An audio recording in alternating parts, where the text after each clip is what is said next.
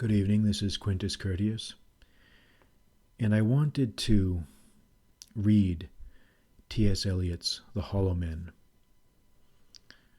I really love this poem, and I've read it before, but I wanted to read it again in its own separate recording, unencumbered by any other subject matter, just because I really love this poem. I really love this poem. It's one of my favorites, and sometimes it's a nice feeling to recite something that you love. Because this poem, to me, just really encapsulates and summarizes so much of what ails contemporary man, of what we see in our day-to-day lives, our day-to-day existence. This sense of paralyzed force, this sense of hollowness, this sense of emptiness. And sometimes poetry can capture a truth, can capture a feeling, an essence, a moment, in a way that no amount of analysis or discussion can really capture. So I'm going to reread T.S. Eliot's The Hollow Men. The Hollow Men by T.S. Eliot. Mr. Kurtz, he dead. A penny for the old guy. We are the hollow men. We are the stuffed men.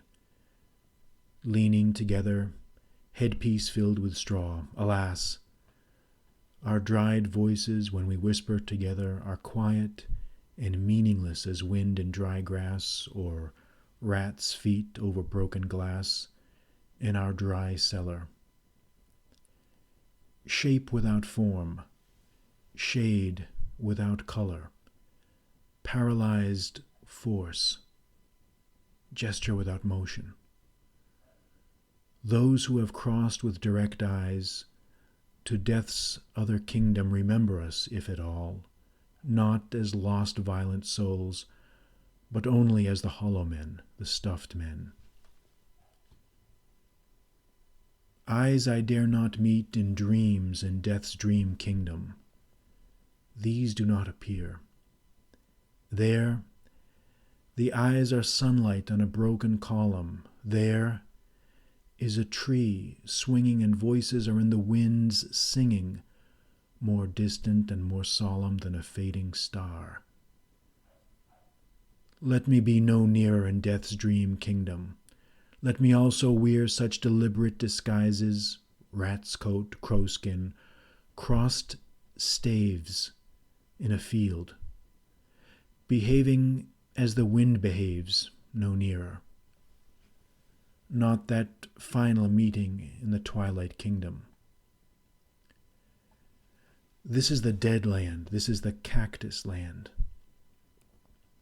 Here the stone images are raised. Here they receive the supplication of a dead man's hand under the twinkle of a fading star.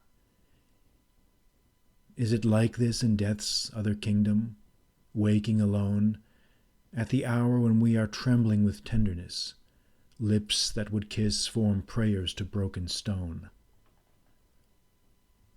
The eyes are not here.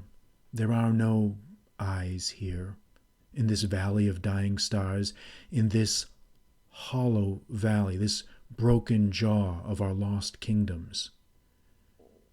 In this last of meeting places we grope together and avoid speech, gathered on this beach of this tumid river, sightless, unless the eyes reappear as the perpetual star, multifoliate rose of death's twilight kingdom, the only hope of empty men.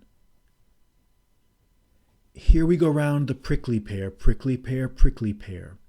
Here we go round the prickly pear at 5 o'clock in the morning. Between the idea and the reality, between the motion and the act, falls the shadow, for thine is the kingdom. Between the conception and the creation, between the emotion and the response, falls the shadow. Life is very long. Between the desire and the spasm, between the potency and the existence, between the essence and the descent, falls the shadow. For thine is the kingdom, for thine is, life is, for thine is the. This is the way the world ends. This is the way the world ends. This is the way the world ends. Not with a bang, but with a whimper.